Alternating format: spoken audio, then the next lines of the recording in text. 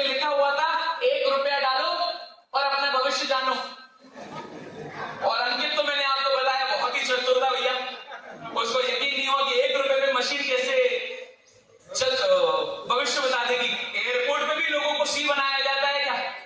तो अंकित ने तुरंत अपना 1 रुपए का सिक्का निकाला, मशीन में डाला, छर्र से पर्ची बाहर आई, उसमें लिखा था तेरा नाम अंकित है, तेरी उम्र 33 साल की है, तू लखनऊ का रहने वाला है और तू अपनी पहली विदेश यात्रा के लिए दुबई जा रहा है।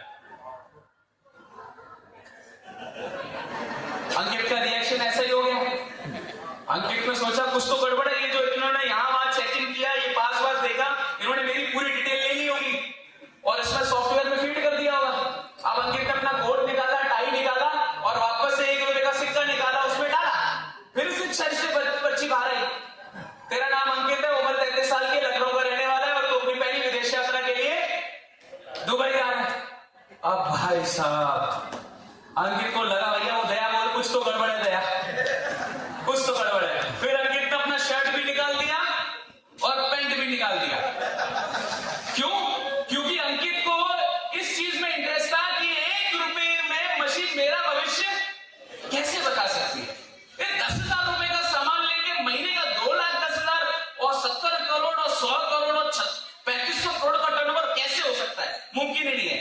तो अंकित ने फिर से वापस 1 रुपए का सिक्का निकाला, वापस उसने मशीन में डाला, वापस छर्र से पर्ची बाहर आई और उसमें लिखा था तेरा नाम अंकित है, उम्र 33 साल की है, रहने वाला लखनऊ का है और तू अपनी पहली विदेश यात्रा के लिए दुबई जा रहा है। अब भाई साहब अब उसको लगा अब तो चाहे कुछ भी हो जाए इसको गलत साबित करना है। अब ये गया अपना वॉशरूम में, बनियान भी निकाल दी, बॉक्सर भी निकाल दिया, बस अंडरवियर पहन के मशीन के सामने खड़ा हो गया। वो अपना एक आखिरी सिक्का लेकर, शिवाजी राव बोस देखिए आपने, उसने सोचा ये आखिरी सिक्का कमाल करेगा और मशीन झूठ बोल के उसने वो आखिरी सिक्का डाला, छर्र से पर्ची बाहर आई और उसमें लिखा था तेरा नाम अंकित है, उम्र 33 साल की, रहने वाला लखनऊ का है, लेकिन गधे बेवकूफ मुझे गलत साबित करने के चक्कर में तेरी दुबई की फ्लाइट चली गई।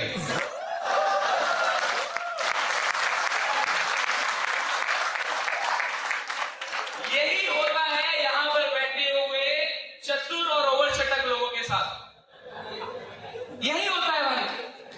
11.5 साल हो चुके मेरे को ये काम करते हुए, 11.5 साल से लोग बोल रहे हैं ये काम नहीं चलेगा, इसमें कुछ होता नहीं है, और 11.5 साल में वो 100 करोड़ के टर्नओवर से माइलस्टोन 1500 करोड़ के टर्नओवर पे जा चुकी है, लेकिन लोगों को यकीन ही नहीं है।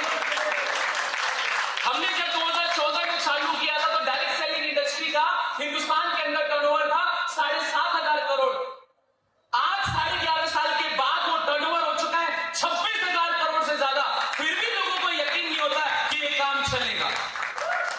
हमने जब इस काम को शुरू किया था 2014 में तो कोई नियम नहीं था, कोई कानून नहीं था। आज बड़े बड़े मंत्री लोग इतने 1-1 लाख लोगों के मंच पर आते हैं कि ये डायरेक्ट सेलिंग इंडस्ट्री देश के युवाओं को, महिलाओं को और बेरोजगार लोगों को आगे बढ़ाने में बहुत बड़ा रोल प्ले कर रही है, फिर भी लोगों को यकीन नहीं हो रहा। तो आपसे मैं ये पूछना चाहता हूं, ऐसे ओवर चटक लोगों का कुछ हो सकता है क्या? अच्छा यहां पे कोई ओवर चटक अंकित है क्या? अगर कोई है तो मैं आखिरी में जाते जाते आपको इतना ही बोलना चाहता हूं, आपके पास आज आप 2 ऑप्शन है।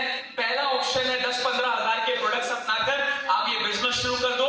दूसरा ऑप्शन है आप इस बिजनेस को ना बोल के अपना 10-15 हजार बचा लो। क्या मैं सही कह रहा हूं? अब 10-15-20 हजार रुपए बचाकर क्या उरई के अंदर हम 1 बीघा जमीन ले सकते हैं? अच्छा गांव में कोठी बन जाएगी, अच्छा बिटिया की शादी हो जाएगी, अच्छा बेटे का पूरे साल का एजुकेशन फीस भर दिया जाएगा।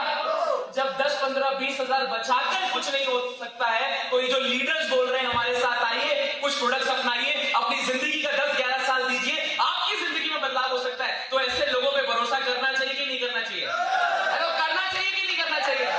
तो याद रखिएगा कि मिलते हैं मौके सभी को, बस कुछ कर जाते हैं नादानी, जो खोवे सो फकीर और जो पावे सो अम्बानी। क्या बनना है आप डिसाइड करो। Thank you very much, God bless you.